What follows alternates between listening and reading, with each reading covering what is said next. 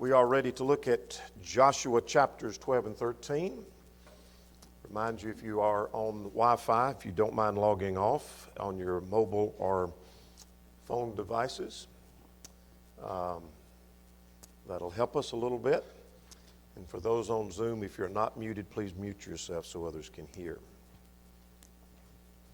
All right, let's begin by looking at chapters 12 and 13. Or look at our review, and then we'll look at chapters 12 and 13. Let's review where we've been in the first 11 chapters. We're shifting gears at the end of chapter 12. We shifted gears between 5 and 6, and we'll see that here in just a moment. Chapter 1 is about Joshua prepared for the conquest. Reminds us of Acts 1. Any major work to be done requires preparation. Chapter 2, spies were sent to Jericho. Chapter 3 was crossing the Jordan itself. Chapter 4 was the memorial stones. They were set up in two places, one in the middle of the river and then one over at Gilgal. Then the second generation was circumcised, which was testimony to some of the failure of the wilderness. Chapter 6 was taking Jericho. That's the beginning of the central campaign. And then there was the failure at Ai, and Achan's sin being the cause of that in chapter 7. There was the victory at Ai in chapter 8. And then there was the treaty with the Gibeonites in chapter 9. Chapter 10 was the conquest of the south, and chapter 11 was the conquest of the north. And so we're ready for chapter 12. Three major sections, as Wiersbe outlines here in the book. Chapters 1 to 5, crossing the river, and chapters 6 to 12, conquering the enemy. And we're going to finish that section because what chapter 12 is just a summary of what's taken place in chapters 6 through 11. Then we're going to move into the last section, that is claiming the inheritance. Some divide the book into two sections, 1 to 12 and 13 to 24. And any way you look at it, chapter 13 is beginning a new section by anybody's means of dividing the book. So let's look at this section 6 to 12. What we've seen in 6 to 12 is the conquering of the enemy. There was the central campaign, Jericho, Ai, and the Gibeonites. There was the southern campaign and the northern campaign. We'll say more about that in a moment and give a summary of that.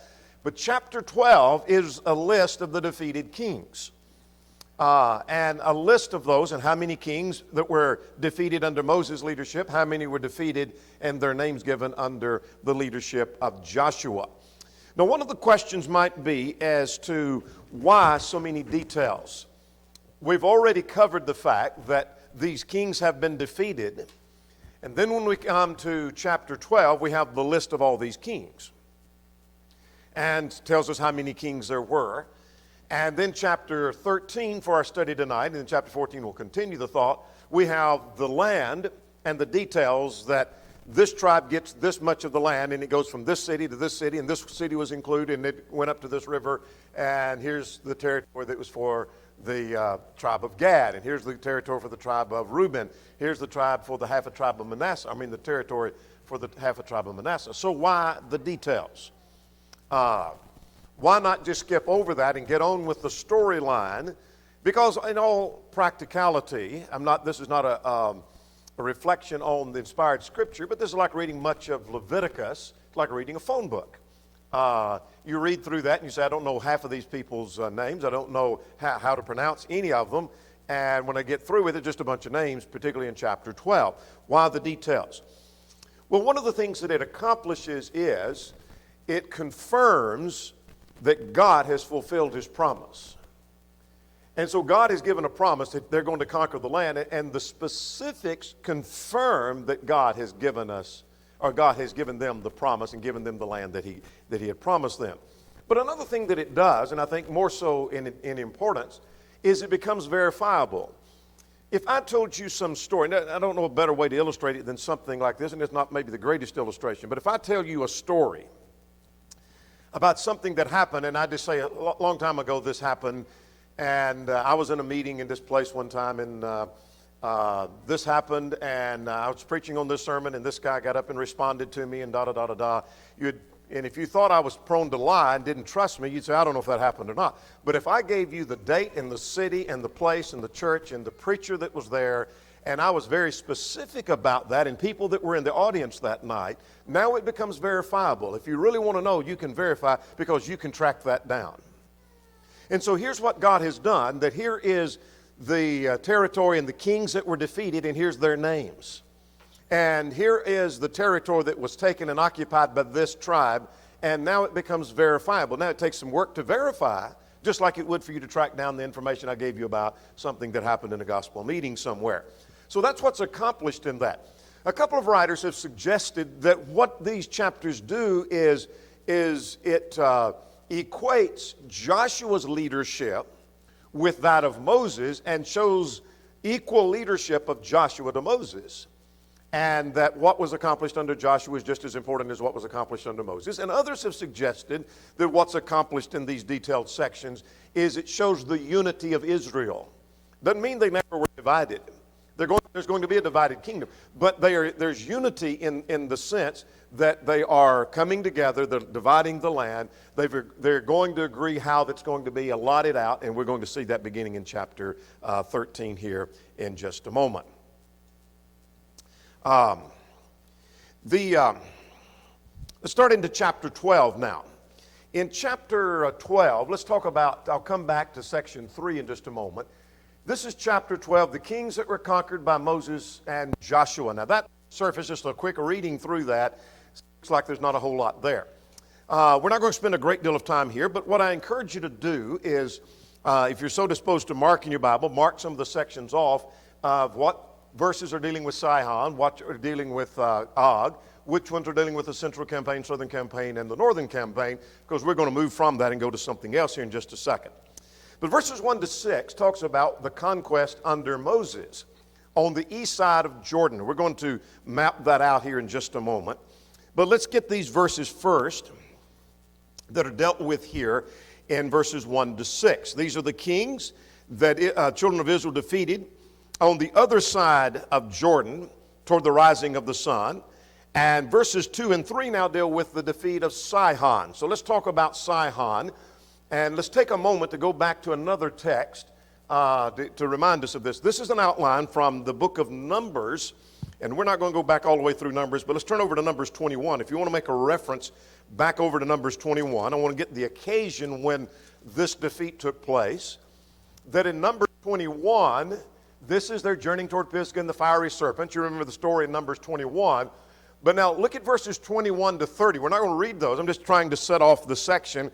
If you have a Bible that's set off by paragraph titles, you'll see it says King Sihon defeated, or the defeat of Sihon, or something like that. So verses 21 to 30 is where Sihon, that was the first king they came to, as they're making their way northward on the east side of the Jordan River, they defeat Sihon.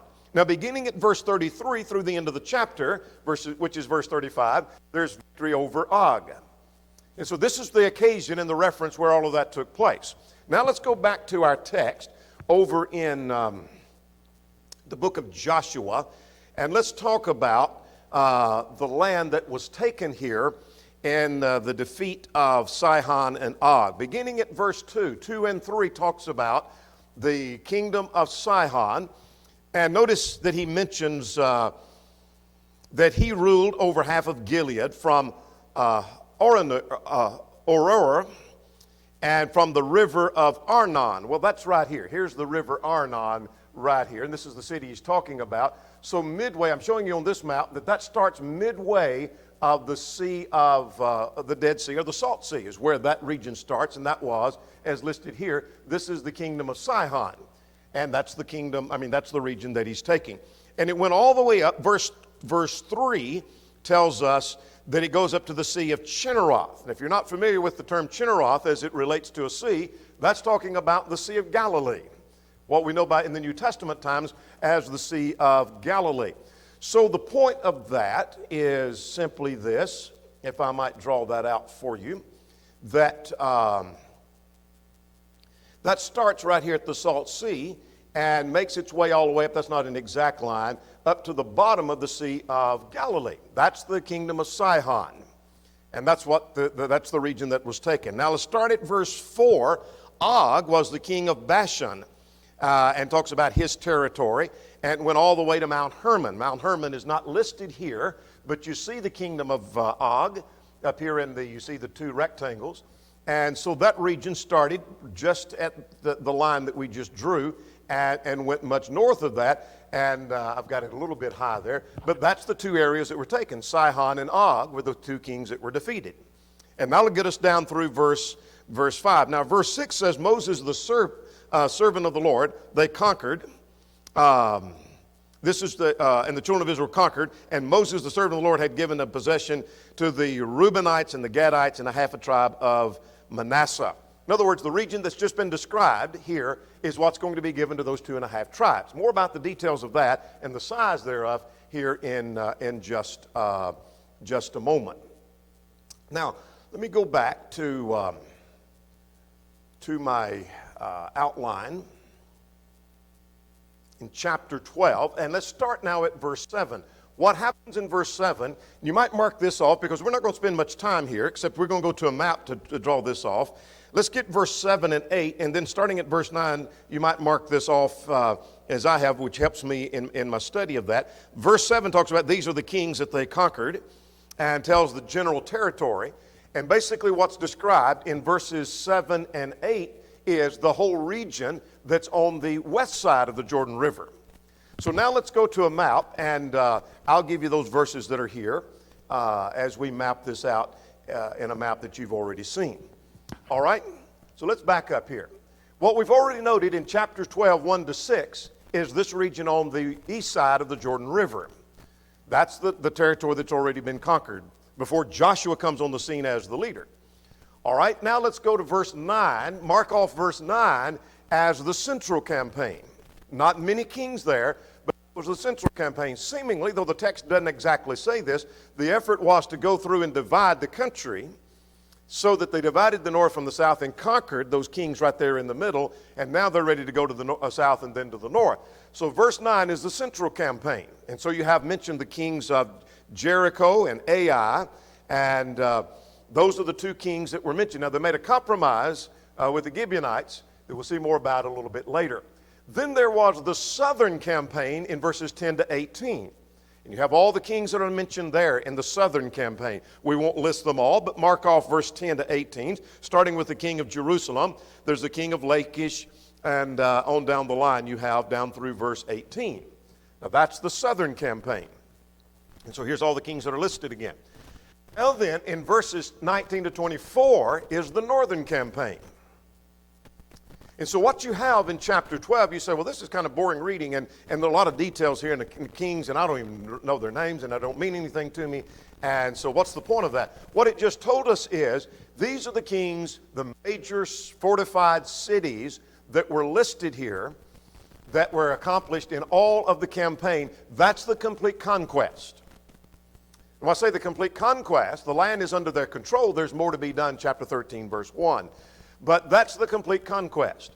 So there was under the leadership of Moses, 1 to 16. Under Joshua, there were 3 campaigns, and they're marked off at verse 9, 10 to 18, and 19 to 24. Now let's talk about how many kings. Graded Ages, you have a question, I think, on that. For Moses, there were 2 kings that are listed. Verses 1 to 6, Sihon and Og. How many kings was it that Joshua defeated? They're listed as, in verse 24, 31 kings. Now, we made this point last time, and I think the time before, that when we talk about the conquest, they haven't driven everybody out of the land. They've hit cities, fortified cities. There's still pockets of Canaanites all through the land that need to be driven out. That's going to be left to the tribe that settles in that land. They're to drive out the Canaanites that are left. And those that settle in another area, they're to drive out the Canaanites or the Hittites or Jebusites, whoever it may be, out of their region. But they've got enough control that they occupy the land. I don't know of a good way to illustrate that, but suppose somebody wanted to take control of Tennessee. You don't have to take control of every little city that has 1,000 people, but if you took control of Nashville and Knoxville and Chattanooga and Memphis and Cookeville and Jackson and Murfreesboro and Clarksville, you've got it. And then you can take care of these little cities that don't have enough strength then to fight off like the bigger cities if we all had our own armies. Well, that's the idea here. That's what they've done. There's still pockets to be dealt with as we go further. All right, let's go to chapter 13 now. Let's go to chapter 13 and make some sense of chapter 13, the division of the land on the east side. And so let's back up even before we look at that outline there, and let's get the overall outline of the book and see how that fits. Because the third major section of the book is claiming the inheritance. And what we're going to see here in 13 to 24, the tribal territory that was assigned. Chapter 13 and 14 is going to do with the eastern side of Canaan and the western side of Canaan in 15 through 19. So we've got a little time before we get to the rest of this. Then there's going to be special cities to be appointed, cities of refuge, and there's priestly cities for the Levites. And then there's going to be border tribes that were allotted, and then there's the entire nation admonished. That's where Joshua gets down to preaching in the last two chapters, and what a way to end this great book. So let's go now to chapter 13. Let me go back and find that outline. Bear with me. Let's get back to the outline of chapter 13. There's two things that happen here. I call this the division of the land. There's land yet to be conquered, verses 1 to 7. Now let's make some comments about the land to be conquered. Verse 1 says, Joshua was old and advanced in years. How old was he? The text doesn't say. Colin Dalit suggests he has to be somewhere between about 90 to 100 years old. And on what basis do they say that? Well, he's 110 when he dies, and from now to the end of the chapters, we don't have an exact time frame, but approximately 10 years by the time we get to the end. And so he could be probably no older than 100 and somewhere between 90 and 100 years old. The next chapter is going to tell us that Caleb is in his mid to upper 80s.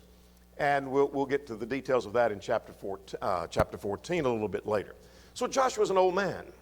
And there's some things to be learned from that. Because Joshua, why mention that here, I guess is the question I'm raising. Why didn't it just say that now Joshua was told that there's much land yet to be possessed? That's not what God said. God said, you're old and advanced in years, and there remains much yet to be done. Some have suggested the practical point of that is what ought to be said with reference to all of us, that as you get old, there's less time we have to get done what needs to be done. And all of us need to be admonished, young and old, that there are things yet to be done. There's things that are left undone that we need to get to and get it accomplished. But particularly as we get older, if you're going to get it done, be doing that, because, as Joshua was told, you don't have as much time now as you did before. If you're going to get this accomplished, if you're going to drive out the Canaanites, you need to get busy getting it done and leading the people to get it done, because your days are getting fewer. You have fewer time and fewer days left. And you need to be speedily in getting that done. One writer said, especially all people, especially old people, need to set themselves to do quickly what must be done before they die, lest death prevent them. And that's true of every one of us. Now, verse 1, he makes the point, there remains very much land yet to be possessed. Now, we made this point last time, and I said we'd go back over it for any that may have not been here. Back to chapter 11 in verse 23, that Joshua took the whole land according to all the Lord had said to Moses. So chapter 11 said the conquest is over. They have finished the central campaign, southern campaign, and the northern campaign, and it's done. But now chapter 13 says that there's yet much to be done and much to be driven out. Now, what we're going to see a little bit later is, we'll see more about this in chapter 14 in a moment. I mean, not in a moment, but next week. But the point is, and I've repeated this a couple of times, but I want the picture to be clear, that when he says he's driven them out, he's just driven, or that's been conquered. They've got the fortified cities, and they have control of the land, but there are pockets of people that need to be driven out. So there's more work to be done. In fact, one way of looking at it, when they conquer the land, their work has just begun. They haven't really done everything that needs to be done. They are just getting started, because there's years of work to be done of driving everybody out. Now, verses 2 through 6, Colin Dalit suggests, is actually a parenthesis section, not meaning that it's the improper punctuation is there. But it's saying that, and I think they're probably correct, that this is a parentheses section, 2 through 6, that is an explanation of the last phrase of verse 1. So let's see if we can make sense of how that works. Let's go to verse 1 and jump to verse 7, and that makes sense, and we'll come back and get that parentheses. Verse 1 says, there is much that remains yet to be possessed. Verse 7, now therefore divide this land as inheritance to the 9.5 tribes of Manasseh. Now that makes sense. There's more to be done, so divide it so they'll get busy and finishing the work. Now what do you mean there is more yet to be done? Let's get 2 to 6. There is in the land that remains all the territory of the Philistines. Well, let's get a picture of that on our map before us. Here's the land of the Philistines. Pay no attention to the shaded area because that's the kingdom of David. That's not in play. Now, I'm just showing you where the Philistines were. There was a pocket here of the Philistines that hadn't been conquered yet. So a little greater picture of the region of Philistia in relationship to the Salt Sea. Basically, that whole area of the Philistines is yet to be conquered. They become a thorn in the side of the children of Israel in the day of David. Constantly there's a battle with the Philistines over and over and over and over and over again. Be that as it may, verse 2 goes on to talk about the Geshurites. Well, those are people that are south of Philistia, not on the map here. That hasn't been taken and conquered yet, so that's got to be done. And then he mentions from Sihor. Some question is that reference to the Nile or another river? As far as the border of Ekron, well, what verse 3 is talking about, without reading all the names there, is in the southwest region of the land. So let's take this conquest here. The region that is in the conquest, here are some things in the southwest region that are yet to be conquered. And he mentions those, right? Verse 3. So mark off verse 3 as being the southwest. Verse 4 and 5 has to do with the north. He talks about Lebanon. He talks about the Sidonians. And God gives the promise. You might underline it, verse 6. I will drive out from the children of Israel. He said, only divide it by lot to the children as an inheritance as I have commanded you. Now that's interesting connection here. What he has just said is, there's a lot to be done yet. All you got to do is just do what I told you. Divide it by tribes, and they're going to drive the people out. Make sense? They're going to finish the job. It's left to each tribe to take care of their territory. Go again at verse 6, that he talks about those that need to be conquered, and them will I drive out before the children of Israel, only divide it by lot to the children as an inheritance. So I'm going to drive them out, but get busy and do what I'm telling you need to do, and that is divide it by lot, and then the job's going to be finished. We're going to finish it by the tribes taking care of their regions. Now that's verses 1 to 7. Now verse 7 says, therefore divide it to the 9.5 tribes. So he's talking about the region that was to be divided to the 9.5 tribes. Now the rest of the chapter deals with the division of the land on the east. Talks about all the land to be divided, and then we have 3 tribes that are mentioned here. And that is Reuben, Gad, and half a tribe of Manasseh. So let's talk about that, beginning at verse 8. Let me back up before we start at verse 8 and raise the question that is not answered in the text here, but found elsewhere in the Bible. How was this decided?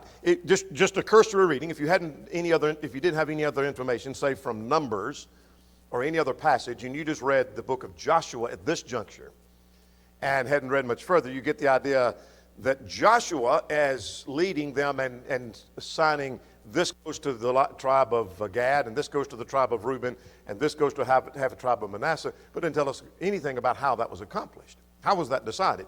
Let's go back and see. Let's go back to Numbers 33.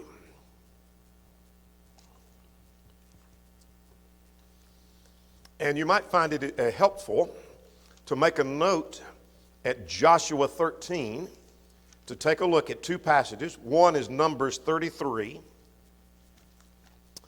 I'll give these again when we leave Numbers and come back over to Joshua. But Numbers 33:54. In Numbers 33:54, this is talking about, here's the instructions that Moses is giving for dividing the land, that you shall divide the land by lot as an inheritance among your families. To the larger you should give the larger inheritance. To the smaller you should give a smaller inheritance. Everyone's inheritance shall be whatever falls to him by lot. You shall inherit according to the tribes of your fathers. Now I learned two things from that. One is I learned it was done by the casting of lots. And Proverbs talks about, what's my reference? Proverbs 16, I believe it is. Somebody may, if some man knows that or finds that, you can holler that out for me. I believe it's Proverbs 16:30 something, I'm not sure. Where God does when the lots are cast, God does the deciding. That's the point. I had that written down, but I'm not seeing that. But anyway, Proverbs makes the point when God casts the lot, when lots are cast, God did the deciding. So it's not a matter of chance, like rolling of dice. And if I get the 6, then I get this lot, and it's just a matter of chance. But it would be God intervening, and the tribe that rolls the 6, whatever, I'm just giving that as an illustration, gets this piece of land. So God's doing the deciding, but it's done by lot. But the second thing I noticed there is that the larger section went to the larger tribes. Now here's another reference, Numbers 34, beginning at verse 13. Numbers 34, beginning at verse 13 through verse 29. And what I'm learning here is that Moses commanded the children of Israel, saying, you should divide this, the land. And dropping down out of verse 17, these are the names of the men who should divide the land. And so there's Eleazar the priest and Joshua the son of Nun. So there's the high priest. And then they were to take a man from each tribe. And so these were the ones that were to cast the lots. Again, they're not voting on that, but they're casting the lots, and God's making that decision. So that's a little taste of how that was done. So back over at Joshua 13, you might want to make a note. And I said I'd give these again. The passages we looked at, Numbers 33, verse 54, and Numbers 34, 13 to 29, and maybe Proverbs 16. Did anyone find that? Verse 33. Proverbs 16:33, that God does the deciding and the casting of lot. Proverbs 16:33. I guess I ought to write that down, lest I not have that the next time. All right, that's how that was done. That's the point I wanted us to see. Now then, with that in mind, let's start at verse 8. All the land to be divided in the east. So what happens in verses 8 to 13? Well, he's talking now about the land to be given to 2.5 tribes. And basically the borders of the land is described without us redefining that. Let's go to verse 13. We learn a lot from verse 13. Nevertheless, always a warning word. When God's doing something and people are obeying God, nevertheless, something is in contrast. Israel did not drive out the Geshurites and the Maacathites. They didn't drive them out. But the Girgashites and the Maacathites dwell among the Israelites unto this day. Grady Dagers, you've got a question. What did Israel fail to do? They failed to drive out the people they were supposed to drive out. Now that's just a taste. Now that's our first taste of what's going to happen time and again as they occupy the land. They didn't drive the people out. I said that's our first taste. Actually, the first taste was when they made the treaty with the Gibeonites. Now we have the failure to drive out 2 tribes of people. And God had warned them, there'll be a thorn in your side, and that's exactly what happened. So I'm learning a danger here. At verse 13, a couple of practical lessons. One is I'm learning the danger of strangers among us. The dangers of association with those that are not the people of God. God had said, if you don't drive them out, they're going to be a thorn in your side. Numbers, or Exodus 34, Deuteronomy 7, other passages. So that's one thing I'm learning. Here's a second thing I'm learning from verse 13, and that is the danger of incomplete obedience. They obey God to get into the land and conquer the land. They've got the land, and now they don't do the rest. It's like, I want to obey God, and I'm baptized, but then I don't finish the task. And that's incomplete obedience. That doesn't work too well. Doesn't work for Israel, doesn't work for us. And no wonder then, verse 1 says there's much left to do. They didn't do it. Now verse 14 says, only the tribe of Levi was not given inheritance. The sacrifice to the Lord made, in other words, they had God as their inheritance because of the sacrifices they offered. So what's the point of that? We've talked about that before. They were not given land to inherit in a territory, but they were given cities within the territories of all the other tribes. Now why is that? Well, because of the temple service. One writer suggested the idea is, in practical terms, rather than them focus on driving out people and occupying and building cities, their focus was to be on the sacrifice and the service of the Lord. And God did not want them to be distracted. So they were given no inheritance. All right, let's start at verse 15 now. Now, I'm going to leave this outline, and I'll tell you these verses if you don't have them copied down, that verses 15 to 23 deals with the tribe of Reuben. And 24 to 28 is the land of Gad, and then the land that was given to the tribe of Manasseh, half a tribe of Manasseh, is 29 to 33. All right, now let's mark this out on a map and finish our section here. Here's the territory that we're talking about. This is finally after the land has been settled and divided by the tribes. What we're talking about in the next few verses to finish this chapter is what we have outlined here in the black line there. So let's starting with the tribe of Reuben. So Reuben is found, the description of Reuben is found here in 15 to 23. And so let's talk about the tribe of the land that's given to the tribe of Reuben and what we know about that section, what we learn. All right. By the way, this, Grady Dages, you have a question on this, so just to give you kind of a perspective of the size, the territory of the tribe of Reuben is about 30 miles wide and 35 miles long. Now that may vary. That's obviously not an exact, because you find some spots where it'd be a little narrower and a little longer. But that gives you kind of a perspective of how big the tribe of Reuben would be. It's about 30 miles wide and 35 miles long. So either of those numbers is approximately the distance from Shelbyville to Murfreesboro, 30 to 35 miles or so. It gives you kind of a perspective of how far that is. Now let's see what we find out about Gad. What Reuben? All these verses tell us is this is the territory. Again, why the specifics? It's verifiable because of the territory and the names that are mentioned here. So watch for these names on the screen here. He identifies several of these cities. We'll mention some of them and then move on. He talks about the territory beginning at the river Arnon, which is right here on our map. This is the river Arnon, beginning right there at verse 16. And he mentions Medeba and Heshbon. Medeba is right here, and Heshbon is on right up here. Here is Medeba and Heshbon. You're going to see Jahaz. Jahaz is mentioned at verse 18. Jahaziah. I'm confident that's the same city mentioned here.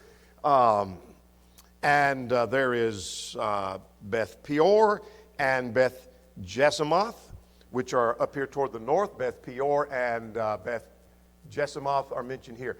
Now, I'm not interested in mentioning every one of those cities. What I want you to get a picture of is the cities that are mentioned here are the cities that are telling us the region and the territory. That's the region that was given to the tribe of Reuben. Now, I want to go on to verse 22. Now, this gets interesting. This seems like it's almost out of place because the descriptions of these chapters is more territorial, from this river to this river, including this city and this city and this city and this city and this city and this city. And then right in the middle, the children of Israel also killed with the sword Balaam, the son of Beor, the soothsayer, among those who were killed by them. And then he goes on, and the border of the children of Reuben goes back to the border discussion. So it's kind of a, oh, by the way, thought. Why mention that here? Well, this is in the land of Moab where that took place. And since they're in the land, that was the land of Moab where this took place, then it's proper to mention that, and it seems to be to me to be mentioned as a reminder and a warning not to be like Balaam. And that is, he went against God and he lost the battle against God.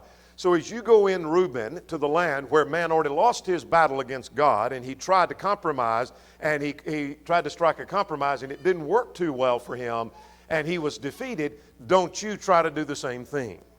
To me, that's a very powerful warning to them. You're occupying the land where one tried to fight against God and he didn't do too well. All right, while we're there, I do want to mention a couple of the cities here that are in Reuben that seem to have been occupied by the Gadites. Let's go to Numbers 32 for what it's worth to us.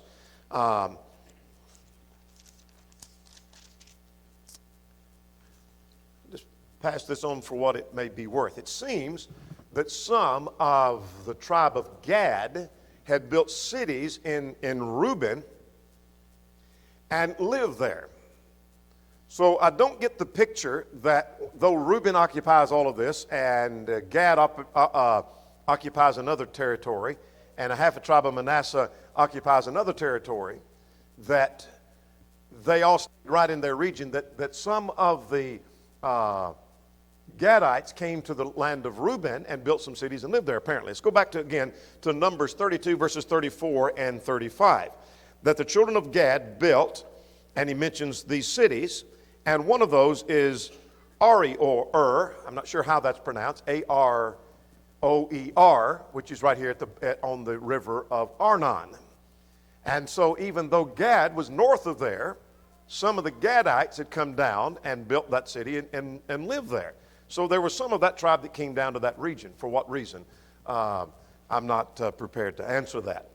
But let's move on now and talk about the tribe of Gad.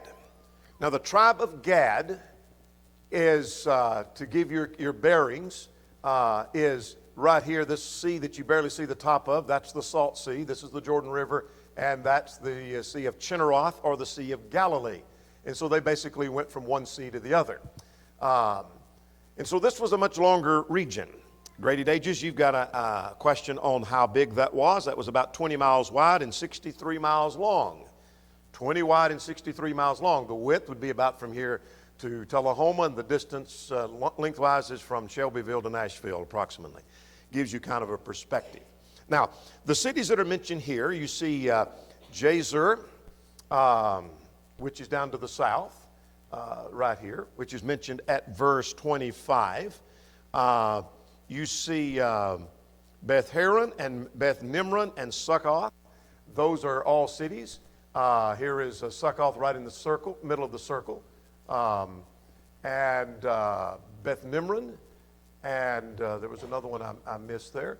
But those are the cities that are mentioned at verse 26 and verse 27. Now let's move on to the last tribe, because our time is getting close to being gone. And we're moving northward, and now we come to the half a tribe of Manasseh.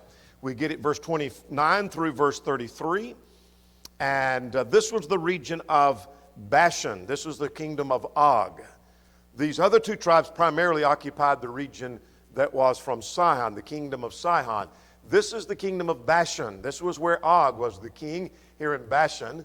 And Golan is mentioned here as one of the cities. Again,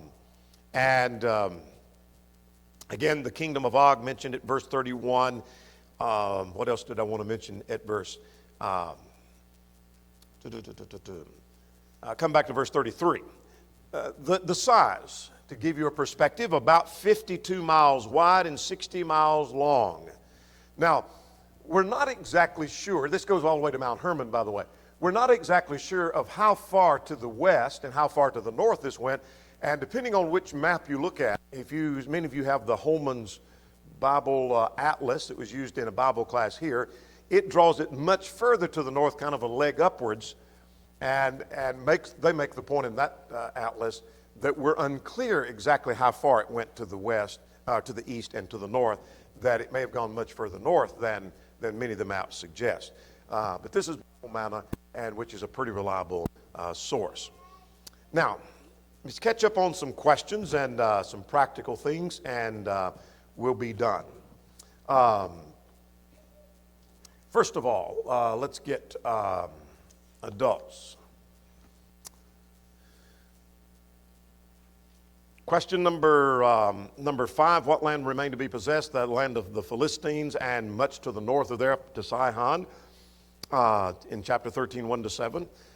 What did Israel not do later that became a problem to them? They didn't drive the people out. And questions 7, 8, and 9 have been answered by being on the east side. Reuben was to the south, Gad was in the middle, and Manasseh was to the north. Graded ages, we should have answered all of those questions for you. Let's look at some practical things and we'll be done. Here's what I learned from these chapters in a practical manner, and I'm learning from this that God does what He promises. If we didn't gain anything else from these chapters, God gave a promise to Abraham, I'll give you a land.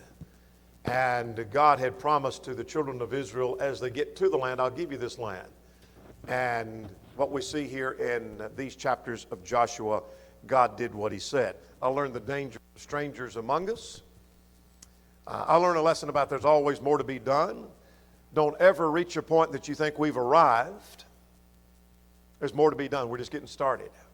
And you say more about that in a moment. But there's dangers of not doing all that God said, like the tribes that didn't drive out in verse 13 of chapter 13. And we need to do what the Lord said, even if there's doubts and even if there's fears. All through history, there have been churches that start out struggling as they start out small, and they grow, and they're enthusiastic, and they're building and growing, and finally they reach a point they need to build a building. They get excited, and they work, and finally when they get in a building and they appoint elders, they sit back because we've arrived, and the work is just getting started.